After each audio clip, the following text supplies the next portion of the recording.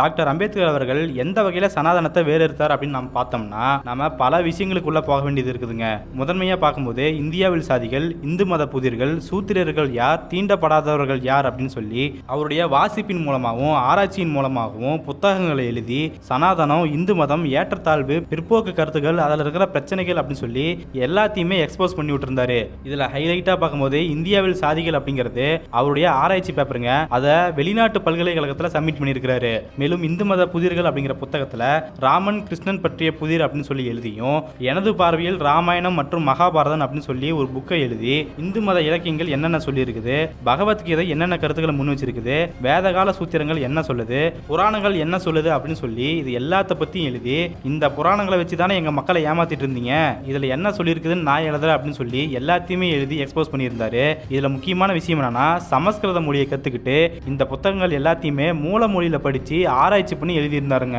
இதனுடைய உச்சபட்சமா தான் அவருடைய இறுதி காலத்துல புத்தமும் அவரது தம்மமும் அப்படிங்கிற புத்தகத்தை எழுதி ஹிந்து மதத்துக்கு மாற்றா சமத்துவத்தை போதிக்கிற பௌத்தத்தை முன்னிறுத்திருந்தாரு. மேலும் இந்திய வரலாறு அப்படிங்கிறது பார்ப்பனியத்துக்கும் பௌத்தத்துக்கும் இடையே நடந்த போர் தான் அப்படின்னு சொல்லி வரையறுத்து ஆரியர்கள் வயிற்றுல புளிய கரைச்சிருந்தாருங்க. இதெல்லாம் அவருடைய எழுத்து சார்ந்த விஷயங்கள் அப்படின்னு பார்க்கும்போது, தலித் மக்களை பொதுக்குளத்துல குடிநீர் குடிக்கூடாது அப்படின்னு சொல்லி மறுக்கும்போது 1927 மக்களை திரட்டி நான் அந்த குளத்துல தண்ணீர் பருகியே தீர்வு அப்படின்னு சொல்லி போராட்டம் பண்ணி அந்த குளத்துல தண்ணீர் குடிச்சு பெரிய புரட்சி ஒன்று பண்ணியிருந்தாரு.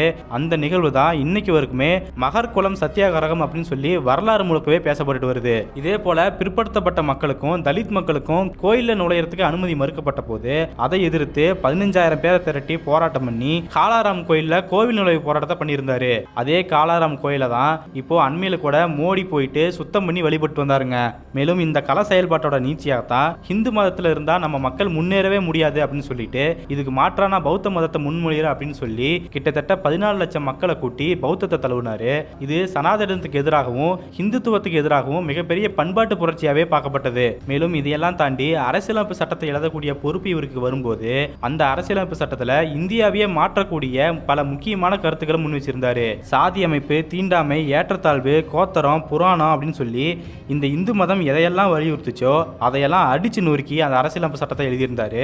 குறிப்பா சொல்லணும்னா சட்டத்துக்கு முன்னாடி சமம் அப்படின்னு சொல்லி ஆர்டிகல் 14லையும் எந்த ஒரு குடிமகனையும் சாதி, பாலினம், இனம், மொழி, பிறப்பிடம் அப்படின்னு சொல்லி எந்த அடிப்படையிலுமே பிரிவினை காட்டக்கூடாது அப்படின்னும், எந்த குடிமகனுக்கும் எந்த பொது இடத்தையும் அணுகக்கூடிய உரிமை இருக்குது அப்படின்னு சொல்லி ஆர்டிகல் 15லையும், தீண்டாமை கூடவே கூடாது அப்படின்னு சொல்லி தீண்டாமையை ஒழிப்பதற்கான சட்டத்தை ஆர்டிகல் 17ல எழுதி அதை சட்டப்பூர்வமாகவே நடைமுறைக்கு கொண்டு வந்திருக்கிறாரு. ஆக இது எல்லாமே இந்துத்துவம் வலியுறுத்தக்கூடிய, சனாதனம் வலியுறுத்தக்கூடிய ஏற்றத்தாழ்வுக்கு முற்றிலுமா ஒரு சமட்டி அடியா இருந்துச்சு.